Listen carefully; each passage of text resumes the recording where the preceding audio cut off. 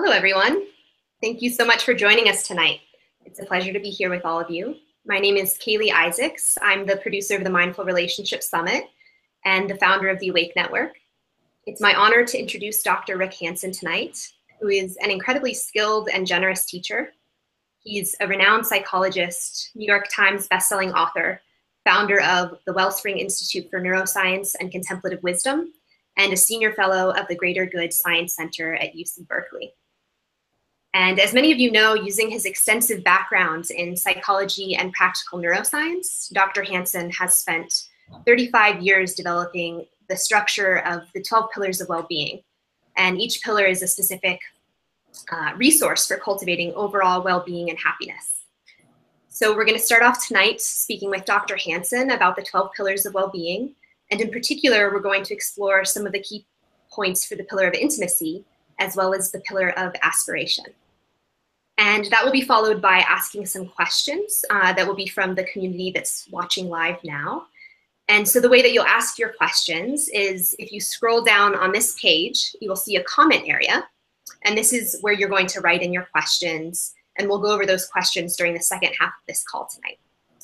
So maybe take a moment to test it out and scroll down and introduce yourself in the comments. Let us know where you're tuning in from so we can see who is on the call here together. So we're also gonna, we have about 3,000 people that registered to be on this call, so we're expecting a lot of questions. So we're really gonna be looking for the questions that are pithy and to the point so we can get through a lot of them tonight. So after the live Q&A is over, we'll also have an opportunity to hear a little bit about Rick Hanson's online course that focuses on developing the 12 pillars of well-being in our everyday lives.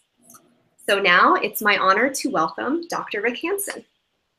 Kaylee, I'm very happy to be here. Thank you for that very generous introduction. And also greetings to everybody who's watching or listening to this, whether it's live or later. It just amazes me quite happily that we can do this with each other. So great, I'm excited. Let's get to it. Great, yes, thank you so much for being here with us. Could you start off by telling us about the 12 pillars to well-being and why you created this approach?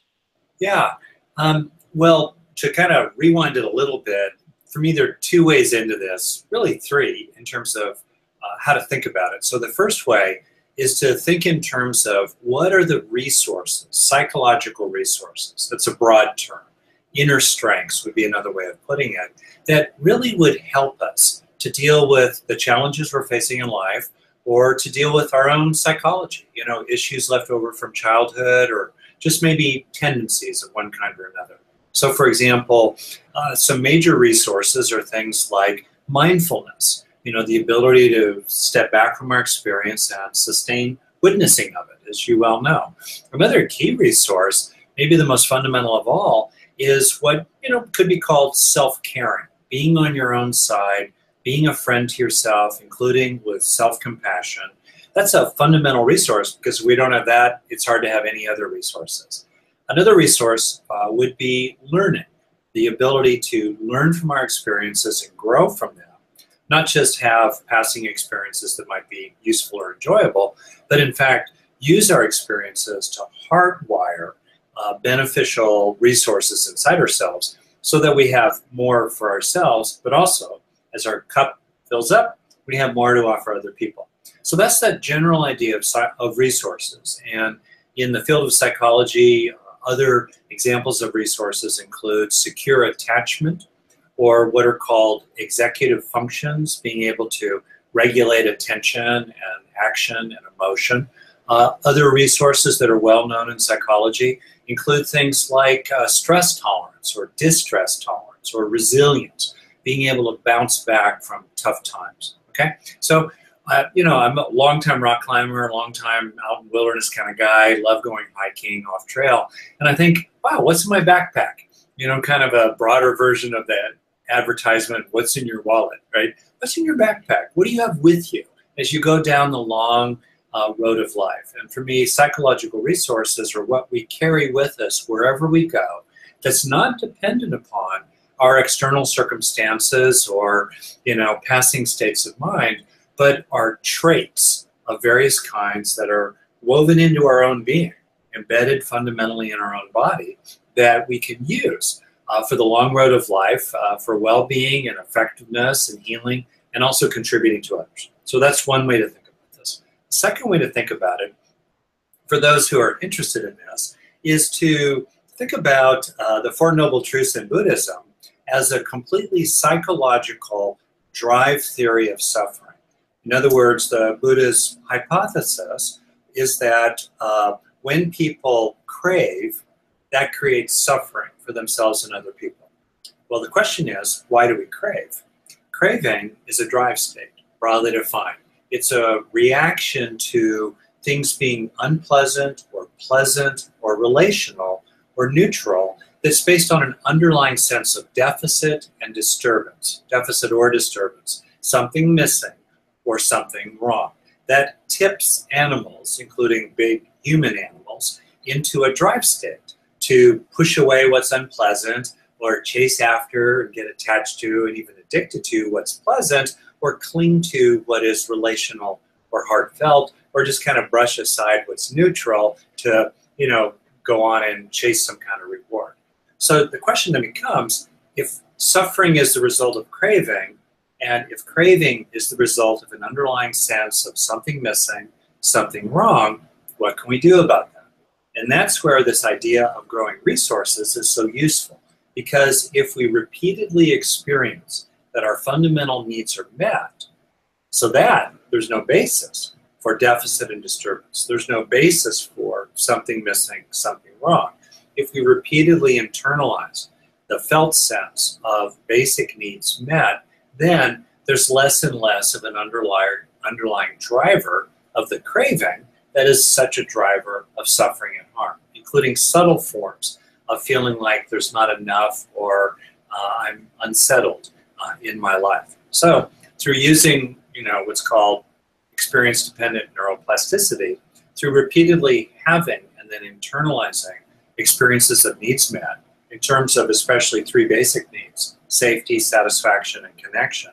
As we do that, then more and more we can meet the next moment. We can live and engage life at the front edge of now with a sense of fullness and balance rather than deficit and disturbance. In effect, meeting the next moment with what I call a green zone brain, a brain that has internalized a very strong sense of safety, satisfaction, and connection, or psychologically a sense of peace and contentment and love, on the basis of which we meet the next moment, feeling already full, already safe, already satisfied, already connected, already enough. And that's a really wonderful way to move through life, and it's one that responds to the Buddha's drive theory of suffering. So that's a second way into this notion of resources. It's through having resources inside ourselves that there's less and less basis for craving. And then the last way of looking at resources, which is kind of a big swing, is to imagine what might happen to the course of human history if a critical mass of human beings really experienced that there was already enough inside themselves, that there was already a stable balance inside themselves. Let's call that a resilient happiness. Then the citizens of the world, as it were, all the members of the human tribe, would be a lot harder to manipulate with the classic manipulations of fear in terms of safety, greed in terms of satisfaction needs, and us against them conflicts in terms of connection needs. And so it's not just that we practice for ourselves when we grow resources inside. In effect, we practice for the whole wide world, because as we become more settled into and rested in a green zone brain, and as we help more and more people do the same, then there's an opportunity to move away from Game of Thrones and that way that humans have conducted themselves for, certainly since agriculture came in, with tremendous inequalities of wealth and power, and a world that is not supportive of the common good, but rather is supportive of, the narrow good of just a few people. So, for me, I can talk about this at any scale, just the ordinary scale of, can you grow inside yourself to get through your day more happily and more effectively. We could also think about this in terms of, if it's of interest to people, what it actually might look like to reverse engineer an enlightened brain. And we can also talk about this ultimately at the level of, getting a critical mass. I don't know, 1 billion brains in the green zone, most minutes of most days. I think that's probably roughly where the tipping point is. Maybe we'll get lucky and it's only 100 million or so brains in the green zone, most minutes of most days. But if we get there, we can change the course of history. So anyway, hopefully that was useful in terms of resources. And if you're curious, how did I come up with 12, right? How do we do that? Right? So if you think about resources, we need resources for meeting needs. This is a fundamental idea in psychology that's grounded in biology, really. Animals are need-satisfying, need-meeting creatures. That's what we all do. We all have needs of various kinds. There's no way around it. If we're going to live life in an embodied way, we need to really think about our own needs and how we go about meeting them. We don't have a choice, but the 3 fundamental needs of any animal, including us, needs for safety and satisfaction and connection. We don't have any choice about that.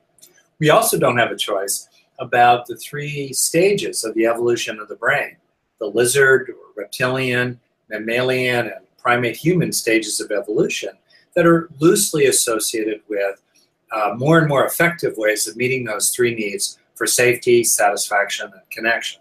We don't have a choice about that. We don't even have a choice about the fact that the brain has 2 basic ways of going about meeting our needs. One is the green zone, the responsive setting, where we meet our needs on the basis of already feeling a certain fullness and balance in the core of our being. We're meeting challenges, but we're not, rattled by it, and we're not desperate about it. We feel resourced as we meet our needs. But the other setting in the brain is the familiar fight, flight, freeze, reactive mode of the brain. I call it the red zone, in which we meet our needs or meet challenges to needs on the basis of feeling not enough inside or disturbed in our core, which then triggers a crave response, broadly defined, including subtle forms of craving in the red zone, the reactive mode, as we go about meeting our needs. So we don't have a choice about that. So we have these 3 needs, no choice there. Needs related to 3 stages of brain evolution, no choice there.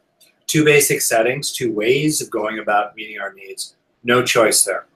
Our only fundamental choice is which mode we're in. Are we in the green zone or the red zone? That's the only fundamental choice we have. And the way to rest increasingly in the green zone is to grow resources inside yourself so that as challenges come, you can meet them on the basis of a resilient happiness in the core of your being, even as you deal with tough things. So to grow those resources inside, to meet those needs, I think there are 4 aspects of well-being that each one of those 3 needs is related to. So if we're going to have well-being in a broad sense, which we want, hedonic well-being that has to do with ordinary happiness, as well as eudaimonic well-being, a sense of meaning and purpose and fulfillment. If we're going to have that, if we're going to meet our needs, there are 4 aspects of well-being, I think. And I made this up myself. So see if it's relevant to you. By the way, Kaylee, are you talking to me? I cannot hear. Okay, good. I'm just moving your lips, but I can't hear you. That's good. I'm not missing anything. And I'll wrap up my little riff here in just a second. So I think that one aspect of well-being is recognizing what's going on. Hello, wake up, say what, all right? That's a fundamental part of well-being. I think all the great teachers, including my root teacher, the Buddha, talked about ignorance or delusion as the fundamental source of well-being. In the Bible, it talks about the truth shall set ye free. It is the truth that sets us free. As a scientist, a scientifically oriented person, I'm deeply interested in what's actually true. I don't believe in positive thinking. I believe in realistic thinking. I want to know what reality is with my own fallible mind as best I can. So the first aspect of well-being is recognizing. Right? Then second, we need to resource ourselves. We need to build resources. So we have resourcing. Third aspect of well-being, I think, is regulating. We need to regulate ourselves so that we can cope and manage and maintain a healthy equilibrium, even as the waves of life move through us. And then the fourth aspect of well-being is relating. We don't just have well-being for ourselves, we apply that well-being out into the world as we relate to other people. So to finish up here, how I got to 12 pillars of well-being, we have 4 aspects of well-being, right? Recognizing, resourcing, regulating, and relating. And then we apply each one of those 4 aspects of well-being to the 3 needs, right? Of safety, satisfaction, and connection. That gives us a 4x3 matrix, gives us 12 cells or intersections of 4 aspects of well-being and 3 needs. And that 12 gives us the 12 pillars. So for example, just to use one, intimacy is a topic and a pillar that appeals to people. I think of intimacy as an aspect of regulating our needs for connection. So how do we regulate our needs for connection in relationship to other people? That for me takes us into an intimacy, which for me is a lot about balancing me and we, autonomy and connectedness. How do we balance those and regulate our fundamental, important desires to be independent and autonomous while also being in relationship with other people, for example. Or let's take the aspirational pillar, aspiration pillar. I think of that as about meeting our needs for connection in relationship to work and other people and family, dreaming big dreams, daring greatly, as Brene Brown puts it. So that would be a way in which the aspect of well-being that's about relating would be applied to our need for satisfaction, giving us the pillar of well-being, aspiration. A little bit, this is somewhat arbitrary, frankly, in an organizing framework of 12 fundamental pillars. I put into that framework my own hard lessons from 40 plus years of practice, overcoming a lot of suffering inside myself, working with other people in many contexts, human potential, psychology, neuropsychology, and mindfulness training.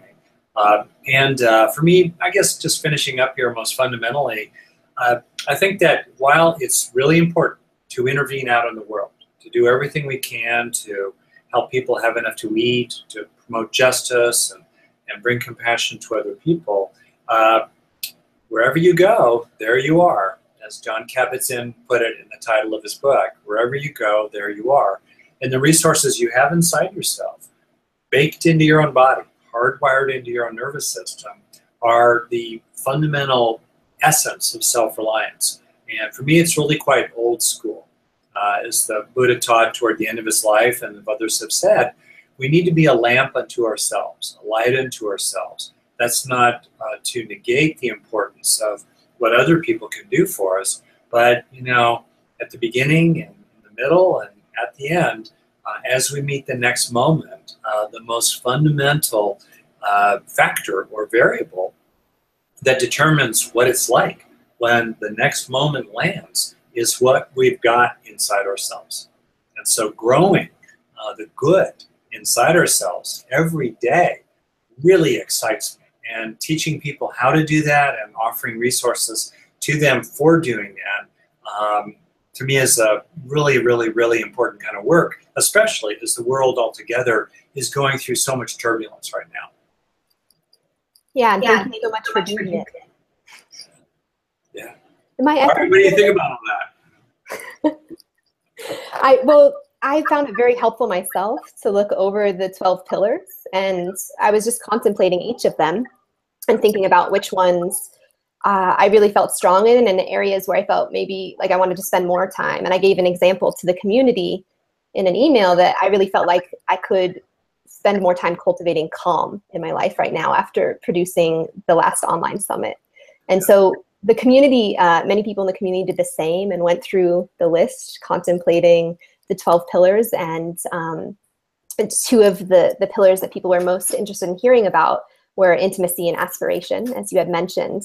But also a common question that came up from the community was if there is any particular pillar that you feel like you're working on more in your life right now. That's a good question. Well, tell you what, why don't I comment a little briefly, more briefly than my initial introduction here, and then we'll have the maximum amount of time for questions, comments, discussion from the community out there. How's that sound? Sound okay? All right, great. So, well, for myself, it's a great question, isn't it? That's what I always ask people in a way. What are you working on yourself?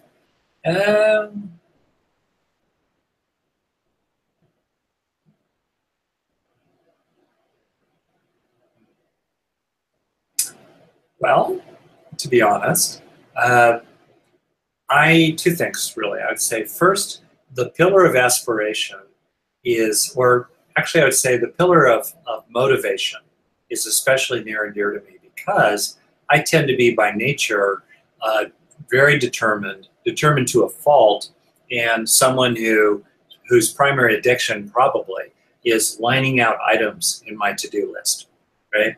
So being able to engage tasks in a way that is focused and determined while simultaneously unattached and at peace, or at peace is probably a better way to put it. I'm determined, I want a result to occur, but I also try to simultaneously cultivate a fundamental peacefulness about whatever happens. And I'd say that's a growing edge for me. I really enjoy engaging that because my daily life is full of tasks and gives me many, many opportunities to both pursue something while at the same time, holding it lightly. So I'd say I'm working on that. And the other one I'm working on is to try to have more of a sense of, I guess, the, endless processes of change, certainly in our own phenomenology, our own stream of consciousness, infused with love, to have a sense of it's just this amazing, dynamic field of consciousness through which love somehow is shining. And so I'm not exactly sure which pillar that falls into. In some ways, for me, it's the last one, the pillar of service or generosity, so that even as we deal with difficult things in life, somehow we feel like love is shining through, and open increasingly to that in ways that I think start edging outside of the natural frame of science into, something even potentially transcendental. So it's pretty honest right there. Let's see, for intimacy, I'll just comment on that. I would say for me, the intimacy pillar is about regulating the dance of me and we. That as psychologists point out, people have two great themes really in human psychology, and you see the play of these themes in our literature and in everyday life. You see it played out in preschool, you see it played out in the capitals of the world. The tension between the individual and the community, or between the need to be, self-determined, but also recognizing that we are dependent upon others, including ultimately the ecosphere altogether, Mother Earth altogether. So how do we balance those two? And that's what the intimacy pillar is really about. And the paradox that as we develop a stronger sense of me, of autonomy, we become much more comfortable with opening out into other people, and much more open to, including through empathy, for the inputs of other people, the passions and needs of other people, and the feelings of other people, because we feel increasingly like we have a deeply rooted tree, really going down deep into the earth, through which the winds and storms even of other people can blow, but in our core, we're not disturbed. Going back to what creates, one of the things that creates craving, we're not blown away by it, And so it's a paradox that as we strengthen me, we become more open to we. Flip the other way, as we become more open into relationships and more able to give love and receive love,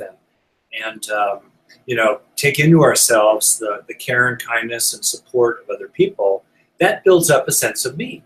So the sense of we feeds me, and deepening the sense of me feeds we.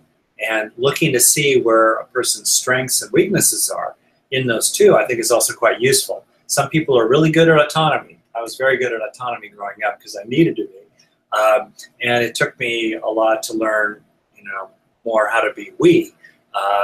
Flip the other way. I know people who are very good at being relational, but in their core, it's hard for them to assert themselves or to stick up for their own needs or to draw healthy boundaries between themselves and others. And those are people that could, develop more of a sense of me. So that's a little bit of a riff on the intimacy pillar. One thing I would just say about that, actually a lot of people who seem overly cold or distant actually are so wide open to others that they're blown away by others. And they actually have to handle that by retreating into their own inner castle, their own inner citadel. So paradoxically, if they had a stronger sense of me, they would be more able to receive others empathically without being so flooded by them. It's interesting to think about it that way. And then aspiration, I think about, how do we be ambitious and passionate, engaged in the world? And as a guy who's very attentive to craving and the pitfalls in drivenness and getting caught up in trying to impress other people in terms of aspiration and ambition, I find it really, really interesting to ask ourselves, how do we aspire without attachment, right? How do we go for it, including in my own rock climbing history? How do I go for it to really climb hard and do some amazing things? How do I try to build a business or write a book or encourage other people to dream their big dreams and not lose faith with themselves, not sell themselves short? How do we do that while at the same time being able to tolerate the risks of taking a big swing and striking out, right? In baseball, the people who have the highest home run history usually have the highest strikeout history. The two tend to go together. So how do we live with the risk of taking a big swing and whack, falling on our face, right? How do you resource yourself so you're willing to be to take big swings and be ambitious and aspirational? Also, how do you be ambitious and aspirational without getting driven about it? So that's for me what the aspiration pillar is about. And it's a particularly, I think, important pillar for people who are interested in helping big things happen. Now, the big thing might be having a child. Might be, the aspiration might be, finding a true love, someone to really spend the rest of your life with from this point going forward, whatever has happened for you in the past. That could be a person's big aspiration. How do they resource themselves and how do they bring wisdom to that particular big dream in a way that's wholesome and healthy for themselves and for other people? So that's what that aspiration pillar is about. Thank you so much, Rick. We have a few questions coming in. Okay. And then relate to those pillars, so I thought I would start with some of those. Yeah. This one is, what is intimacy really? That's interesting. I love those kind of questions, like to get right to the bottom line. So people use that word differently. Often it's used for sexual romantic intimacy. I'm using it more broadly than that. I think the root of it is in the French, something about to really be joined with another and known by another and knowing another, to be intimate, to intimate something of what it's like. So there's a sharing, in effect, of the streaming of consciousness when people are intimate with each other. I think there are many forms of intimacy. My own background in psychology is actually grounded in developmental psychology. I did my dissertation on 15-month-olds who are very intimate with their mothers, 10 boys and 10 girls, and what happened when the rubber met the road and what the child wanted and the mother wanted were different. And then the mother, instead of thwarting the desires of the child, offered some alternatives instead. I mean, for me, that's a very beautiful dance of intimacy. And then, of course, there are subtleties, the intimacies I had with my father in the last few months of his life when he was in trouble, and there was a lot of intimate care of him, especially in his last days. And so there are many, many kinds of intimacy. Just to finish on that point, one of the beautiful things about intimacy is that at the end of the day, one of the great horrors and terrors, which is why solitary confinement is such a terrible, terrible punishment. I think it's cruel and unusual punishment, actually, is that one of our terrors and horrors is to get to the end of our days and not feel that we've been known by at least one person, and to get to the end of our days and, feel that we haven't truly known another person deeply. Well, I say that not to alarm anyone, trigger alert, but rather to point to the importance, the profound importance of intimacy. Thank you. And I'm just going to remind the audience, especially if you're tuning in later, we are going to be going through a lot of questions right now from the community. So if you haven't asked your question yet, you can go down to the comments below. I know a lot of people are watching directly in YouTube, so scroll down to the comments and ask your question, and we'll be working through them. And our next one is, how do you develop self-esteem without relying on approval of others? That's a fantastic question as well. Well, I'll do it in two parts. The first part has to do with, how do we develop anything? It's a great question. And the way we develop anything that lasts is we must change the body, especially the nervous system, especially the brain. That's the fundamental place. It's the primary place in the body in which we grow the good. We learn, we develop, we heal, we transform, we awaken, at least insofar as the natural body is involved in the process of awakening. That occurs mainly through processes of lasting change of neural structure and function. The famous saying in neuroscience is, neurons that fire together wire together. In other words, through having some kind of beneficial experience, through experiencing, in other words, what we want to grow, experiencing compassion, experiencing confidence, experiencing self-worth, experiencing self-esteem, let's say, and then not just experiencing it, but internalizing it, installing that experience, that passing state of mind as a lasting change of neural structure or function, so that a state can increasingly become a trait, hardwired into our being from the inside out. And that process of learning, that process of transferring a passing experience to some kind of lasting change happens fairly quickly, but it needs some time. It needs a breath or two or three, especially for an emotional experience or a sensory, somatic experience or an interpersonal experience, not just an idea or a fact, to truly become consolidated, to begin the consolidation process of a lasting change of neural structure and function. So the two-step process here that's very fundamental, I call it positive neuroplasticity. I teach it a lot. It's at the foundation of growing the foundations of well-being. We are growing something, so we grow it by experiencing it and then learning from that experience in a durable way. So specifically now, to the question, how do you grow self-esteem when others are not approving of you? It speaks to two pathways for growing self-esteem or self-worth broadly. One pathway is, as the person is getting at, feeling valued and cared about and mattering and existing and being of worth to others. That's a primary pathway. But the good news, it's not the only pathway. You are not dead in the water if others are not giving you approval. And it's very important to appreciate that we can develop authentic experiences and an authentic basis of self-worth from the inside out through registering for ourselves ways in which we're capable. We're getting lots of little things done, even in a very limited life. We're still getting lots of little things done as we go through the day. We are capable in lots and lots of ways.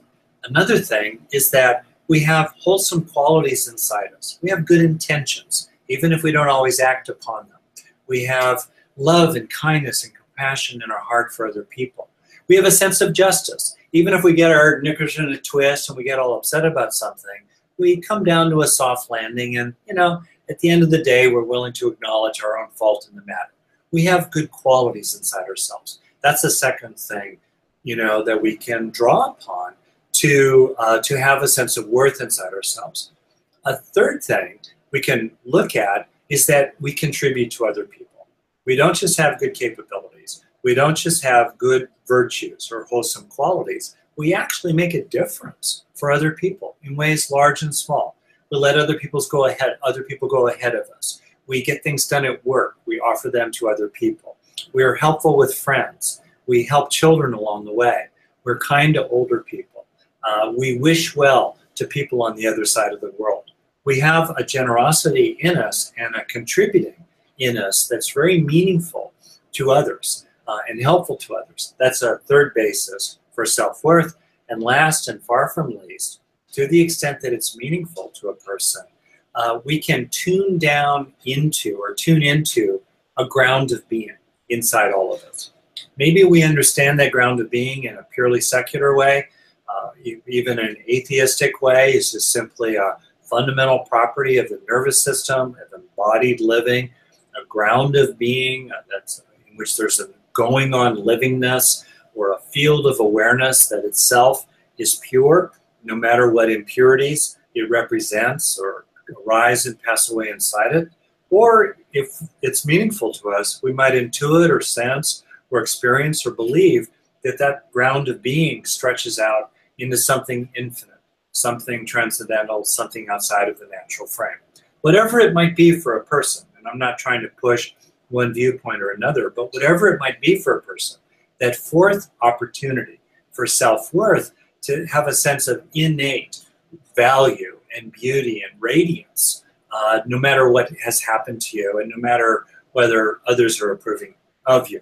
And then when you have one or more of those kinds of experiences as you move through your day, experiences of your capabilities, your virtues, your contributions and benefits, or your own ground of being, as you have those experiences, stay with them for a breath or two or three or more, taking into yourself food for your hungry heart so it gradually lands inside you, getting metabolized inside you, weaving its way into the fabric of your nervous system and therefore your being and your whole life.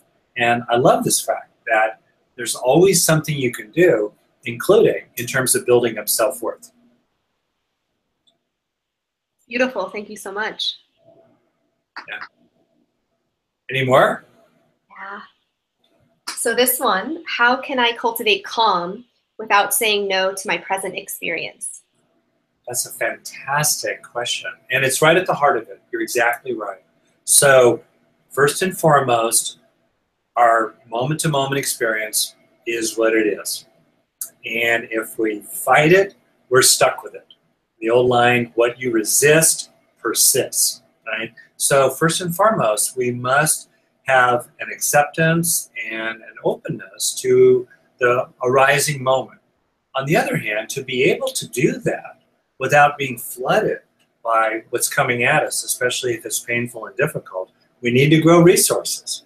In other words, to be able to be with the stream of consciousness, we need to work with it to grow things like mindfulness and self-compassion and observing awareness and resilience and positive emotion, positive mood, so that there's an underlying foundation of resources inside us that then enable us to be with the stream of consciousness without being swept away by it. Right? So then the question becomes, how do we be calm in the face of all that? And that's where I think it's important to, in that particular pillar of well-being, to develop more capacity to relax and engage what's called the parasympathetic wing of the nervous system. This sometimes is called the rest and digest wing of the nervous system, which is distinct from the sympathetic wing of the nervous system, which is involved in fighting or fleeing. So we have rest and digest, or fight and flee. There's a place for resting and digesting where you kind of slow down, like people when they exhale, engage the parasympathetic wing of the nervous system. And if you deliberately make your exhalations for 2 or 3 or 5 times in a row, at least as long as, if not longer than your inhalation, you will notice that your heart rate is slowing and you're calm, you're settling down. So growing the resource of parasympathetic activation can help us stay calmer and more at peace inside ourselves, no matter what is passing through our mind. That's one thing. A second thing that really helps us develop our sense of calm is to recognize that much of the time when we're alarmed, it's what I call paper tiger paranoia. In other words, the truth is we're scared little monkeys, and a lot of what we're scared of isn't really happening. People might be blapping at us, threat level orange. Actually, we're a lot safer than we think we are most of the time.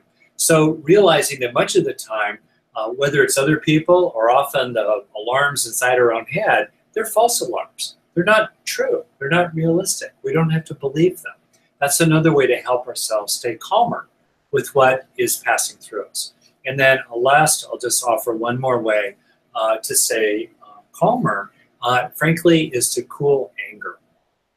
Anger is a natural emotion. I'm not saying we should suppress our anger. In particular, I'm not saying that we should suppress anger for people who have been told historically they ought to suppress their anger, classically like children, women, and minority groups of various kinds, or disadvantaged groups, even if they're in the majority, such as in apartheid regimes of various kinds. They've been told to shut down their anger. Well, there's a reason why they're mad. There's a reason why they're outraged. So I'm not saying anything that's suppressive here. That said, anger is a very intense and powerful emotion. It can carry us away, partly because it feels rewarding in the moment, unlike other negative emotions such as sadness, fear, or shame. The three great groups of so-called negative emotions: sadness, fear, shame, and anger. Anger is the one that feels rewarding in the moment. So it's the one that can most tend to carry us away. Also, anger is the emotion that tends to have the greatest negative impact on relationships. Being afraid or sad or hurt, or feeling inadequate in relationships, that doesn't tend to disturb other people as much as getting angry at them. That's the one that's very consequential. The Buddha had a nice metaphor for getting angry at others. He said it's like throwing hot coals with bare hands. Both people get burned.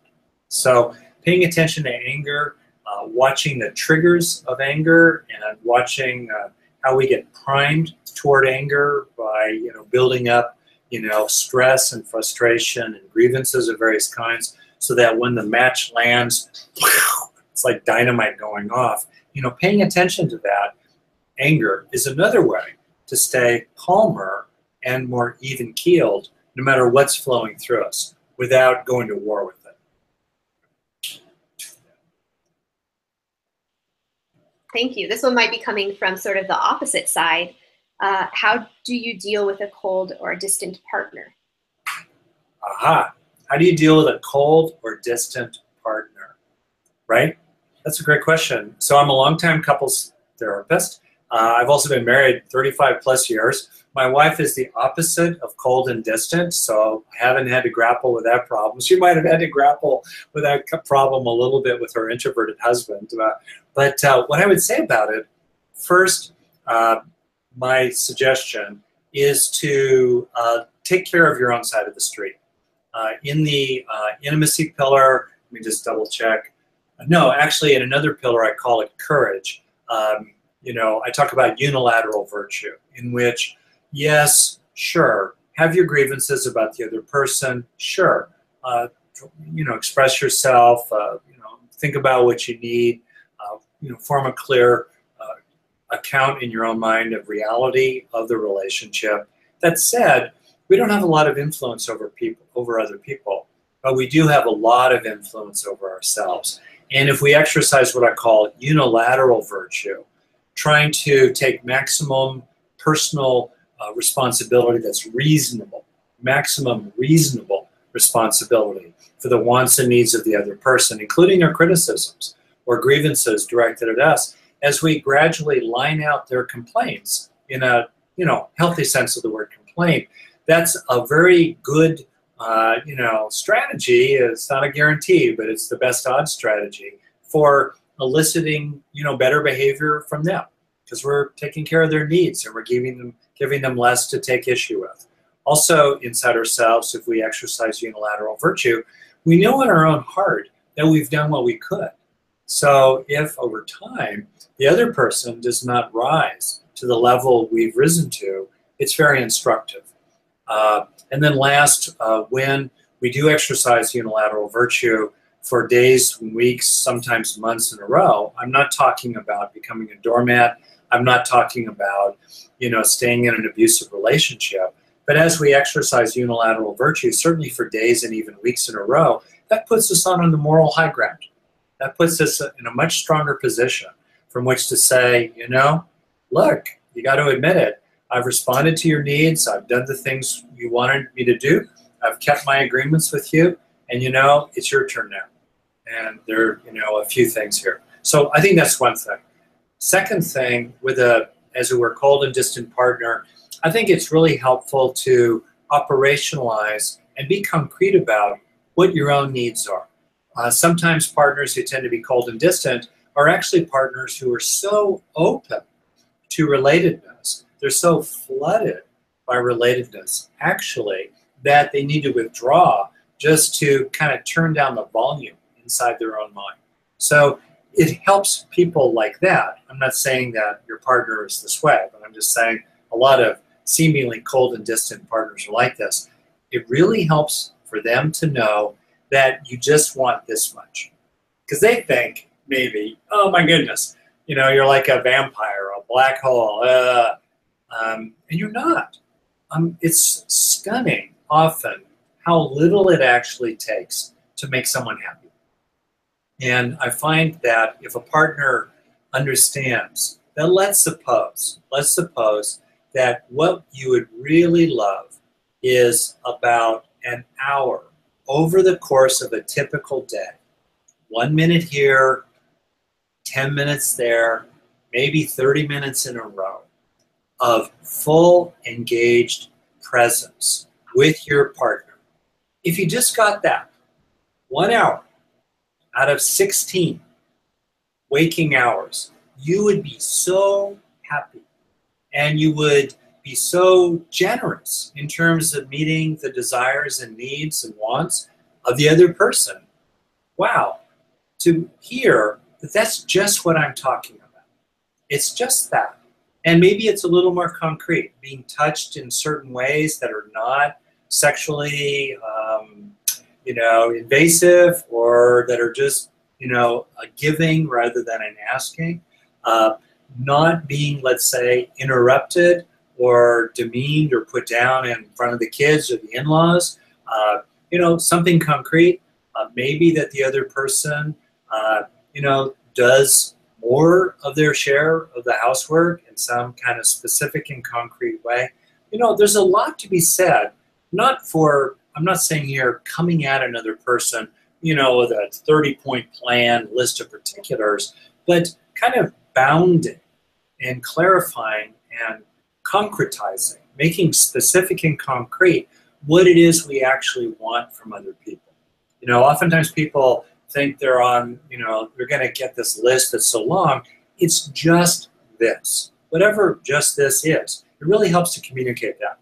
Then, if the other person is not responsive to it, or if they say they're going to do it and then they don't actually do it, you know yourself what it is you've asked for. Last thing I'll say is to do this thing that I think is extremely useful with people, which is basically to think about and even talk about what would help you give me more of what I want from you. In other words, let's suppose that let's suppose I'll do it with Kaylee. So Kaylee, here we go, Kaylee. Let's suppose that you're cold and distant, which you're not. And I'm saying, Kaylee, I'd like more sense of connection with you. I would appreciate it if you told me more how you feel inside, gave me a little bit more of a window into your own inner world. And it would really help me if you asked me, I call it 3 questions in a row, if you actually asked me some questions about myself. Not questions like, did I get your shirts at the laundry? Or, when am I going to quit interrupting? But actually, how do I feel? And why do I feel what I feel? And, say more about that, please. So I would like that. I would like that if I got more of that from you. It would help me be a better partner to you. So then Kaylee might ask me, well, Rick, okay, I hear you, but you know what? For me to give you that, it would help me, I'm going to be blunt here, if, you were interested in sex once or twice a week. That would help me give you more of what you want from me. Or it would help me if you would knock before entering my mind. In other words, it would help me if you wouldn't just start talking at me when I'm reading a book or watching television or doing some work. I find that kind of invasive. So when that happens, I withdraw. So for me to give you, Kaylee is telling me in my hypothetical role play here, Kaylee is telling me, hey, Rick, for me to be more present and relational and warm and loving and intimate with you, it would help me to do that if you just would ask me if it's a good time to talk, rather than just invading me when I'm involved with working on the computer or something like that, right? So you see the back and forth of that? And I would then go, oh yeah, I want X from you. For you to give me more of X, it would help you. If I gave you more of Y, sure, that sounds like a really good idea. And so then we have a nice kind of positive dynamic going here. I will just finish by saying that I don't think what I'm laying out here is a 100% guarantee of success, but as someone who's watched a lot of couples and who's been in, raised 2 kids with my wife and been in a long relationship himself, I've seen that if people exercise unilateral virtue, boil down what they're asking for in clear, concrete terms, including asking for events inside the mind of another person, potentially, and then really looking at how can I help you give me more of what I'm asking for here. When people do that, the odds go up pretty dramatically of a good result. And if you don't get a good result, then oftentimes you got some tough decisions to make, some hard questions to answer, but at least you'll know inside yourself that you really, gave it a full try. All right, so we have, I think, just maybe one more question left. We're getting a few questions in about aspiration, so I'm going to ask one that represents a few of them here. How do you address doubt so you can muster the willpower to act towards your aspirations? Yeah, that's great. Okay, I'll be kind of brief about it. So, doubt. It's interesting that in both Buddhist psychology and Descartesian mind-body philosophy, doubt really shows up. So Descartes, this French philosopher and mathematician, who was trying to decide whether he existed. And all the arguments for existence, he could doubt each one of those philosophical attempts to prove that we actually do exist, that it's just not all some psychotic dream. But the one thing he could not doubt was that he was doubting. Isn't that profound? That's what led to the famous saying, cogito ergo sum, I think, therefore I am. What it really means is, I doubt, therefore I know I exist, right? So, because we can doubt anything. So doubt is very powerful. And in Buddhist psychology, it said there are 5 basic hindrances to practice and growth and awakening and development. And of the 5, one of the arguably the most serious and dangerous and toughest one of all, the greatest hindrance of all, is doubt, it is sometimes said. So it's really a big deal. So how do we deal with that? One thing I look at is I ask myself, first of all, okay, what's realistic and true about the doubts? So rather than fighting them, because what you resist persists. So if I fight doubt, I just have more doubt, I try to turn it around and I say, okay, what might be valid here?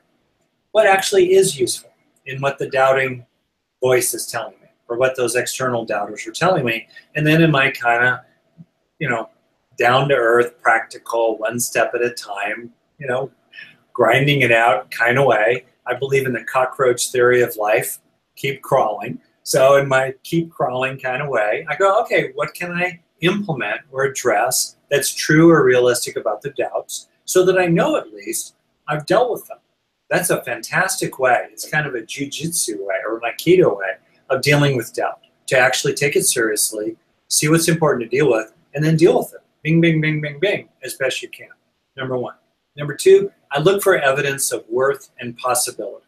You know, what's the evidence on the side of, yeah, I can aspire for that. I can dream that dream. What's the evidence that I can do it, right? So I look for that, and I try to, when I can, take experiences of that evidence, including experiences of worth and capability, authentic confidence from the inside out. I try to take them into myself using the power of positive neuroplasticity to grow more confidence and self-assurance inside, which is an antidote to self-doubt. Third, one of the things, if you really think about it, doubt is about me, me, me, me, me. Doubt is very self-referential. And I'll kind of finish with a quick story here. I was about to give the biggest talk of my life. This was about 9 or 10 years ago. And there were several thousand therapists and other professionals in the audience. One famous professor or therapist after another, or teacher, was giving a talk. And then it was going to be little Ricky's turn, you know, at the podium. And there I was in the audience. I had prepared good material, you know, decent material, but I was obsessing about myself. I was so preoccupied with myself. I doubted my worth. I doubted my material. It stirred up lots of stuff from childhood. I was trying to think, how could I impress people? You know, how could I make them really approve of me, really like me, really think I was smart? Me, me, me, me, me, me, me, me, me. And as the more I thought about me, the worse I felt. And finally, to try to get out of my head, I turned to this funny little newsletter that was sitting on a chair nearby, in which, as luck would have it, who knows, there was an interview with the Dalai Lama, who was talking about being committed to the welfare of others. And I read that, and whew, I got, first, the best thing I could do for me was to stop thinking about me. And the best thing I could do for others would be to get over there with them, give what I had, and quit obsessing about it. And if you think about it, doubt tends to be very self-referential. Maybe the thing to do is to just give the gift, make the offering, do the best you can. It'll turn out however it turns out. If your heart is in the right place and your intentions are good, I think, you know, the world smiles upon good intentions, generally speaking. In the long road of life, we're going to have a lot of chances, a lot of opportunities. Give the gift. Get out of your own mind. Imagine what would be helpful to other people. Give it and keep on going. You know, life is long. And I think, you know, what we have inside ourselves, if you think about it to finish, you know, sure, I'm sure there are people who should have listened to their self-doubts and, you know, not given that gift. But for that rare and occasional problem, the much bigger problem is people who have treasure inside themselves and are losing faith with themselves and not offering, actually out of generosity, so much of the jewels, so much of the treasure they have inside themselves to give to the world. And to me, that's the much larger issue or problem. And therefore, it's much more important to give the gift you've got. And, you know, as Leonard Cohen put it, ring the bells that still can ring. Forget your perfect offering. There is a crack in everything. That's how the light gets in. We're all cracked. This is Rick speaking now. We're all cracked, but we still have so many beautiful gifts to give. Thank you so much, Rick. It's always such a pleasure to hear you speak, see a little peek inside your mind, and thank you for sharing your time with us as a community. Well, thank you. I see that we're coming to the end of our time. I did mention to folks that we'd hear a little bit about your Foundations of Wellbeing course. So I was hoping that you could tell us a little bit about that course, why you made it, and what people might be able to expect. Yeah. Interested in going deeper in that way. And I just love this course, so I'd love to hear you talk. Oh, thank you. I'll be quick about it. Basically, I wanted to create an online program into which I could pour almost everything I've learned about psychology, healing, growth, and transformation. So this is a deeply powerful transformational journey of healing and growth and development to acquire resources inside yourself to both heal issues from childhood and elsewhere, as well as to increase your happiness and your effectiveness, to develop a resilient happiness for the long run of life. And without pushing any particular spiritual view, if any kind of self-actualization or awakening or transformation is important to you, the resources that we develop in this program can be used for that purpose as well. So the program itself is online. It's very, very accessible. It's generously offered. So if you're in that program, you can download every video, every talk, every slide set, every bonus interview with a guest teacher in it, every creative experiential activity in it, as well as the other extra resources in it. You can download it. You can just listen to the audios alone. You can take it with you wherever you go. So basically, the way the program is organized is around these 12 pillars of well-being, loosely, not coincidentally, matched to the 12 months of the year. So if you want, a lot of people do this program over the course of a year. It's a year of transformation. It takes about an hour a week. You could put more into it or less into it as you like, but it's, designed to be roughly a year of, profound, lasting transformation. In each of the pillars, I divide them into 4 themes, one a week, essentially. And in each of those themes, there's a talk by me that kind of explains things, and then also a guided practice, as well as a self-assessment quiz and PowerPoint slides. There's no shortage of value offered in this program. And in each of the pillars, we have a guest teacher like Tara Brock, Jack Cornfield, Barbara Fredrickson, Jim Doty on compassion, and other great teachers and scholars in the program. And in each of the pillars, we have 2 experiential creative art activities that can make it kind of, personal and creative and tap both sides of your brain like that. And also in each one of those 4 sections, we have a little quiz so you can assess yourself, plus a ton of bonus material related to particular issues like trauma or addiction or spiritual practice or relationships with other people. So summing it all up, I think it's a phenomenal offering for people. It's highly experiential. It's grounded in science.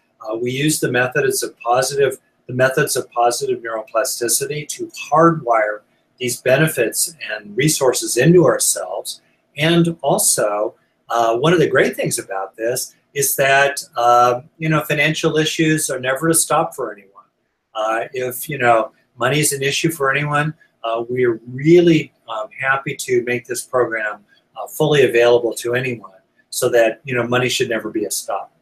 The net of it all is that thousands and thousands of people have done this program, and for me, the ultimate vision over time is to have a critical mass of people learn to hardwire fundamentally a green zone brain, so that inside yourself is a core of resilient well-being that is your basis for meeting the challenges of life, for your own sake and for the sake of others, and to grow a population worldwide that's harder to manipulate with fear, greed, or us against them conflicts.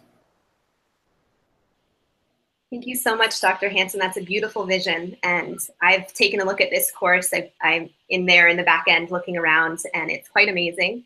Also, you didn't mention, I think, that each month of the year-long course, there's a live Q&A that was available with you. Is that still available for absolutely.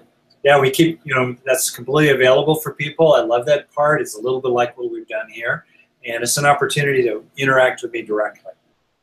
Yeah, I just think that's so helpful. So I think that there might be a little bit of an issue with the website. So many of you are probably watching right now on YouTube. But if you go back to the site that we sent you in the email, and we'll make sure to send you a link if you have any problems finding it, there is a link there. And I'm also being told that Ryan is writing the link in the chat. And that'll send you to the page. And there's a button that you can press below where the video would be that will send you to a page where you can learn more about the course. And there's also a coupon code on that page that is good until this Sunday, Awake 40. that will give you a discount on the course. And I'd also like to make a special offer from the Awake Network for anyone that would choose to purchase before this Sunday. We're going to be including the entire Mindful Relationship package as a part of this if you purchase before Sunday. So that means that you'll get all 20 online sessions and all the bonus resources that most of you are probably familiar with from that summit, with over 20 online sessions with all the teachers that you saw during the free summit, with transcripts, video and audio downloads. So we'll be including that in the package, and that's for people who sign up by this Sunday. So again, if you're interested in learning more, you can look for the link in the YouTube chat or go back to the website where we sent you and you can click Learn More to find out. And thank you so much, Dr. Hanson, again, for sharing your time with us in this community. We really appreciate it. It's an honor, Kaylee, and please call me Rick. And it's an honor to be part of this community. And I was just thinking how great the name is, Awake. Awake. Fantastic. So may we all be awake for our own sake and that of others. Thank you. So take care, and thank you to all of you out there for joining us tonight.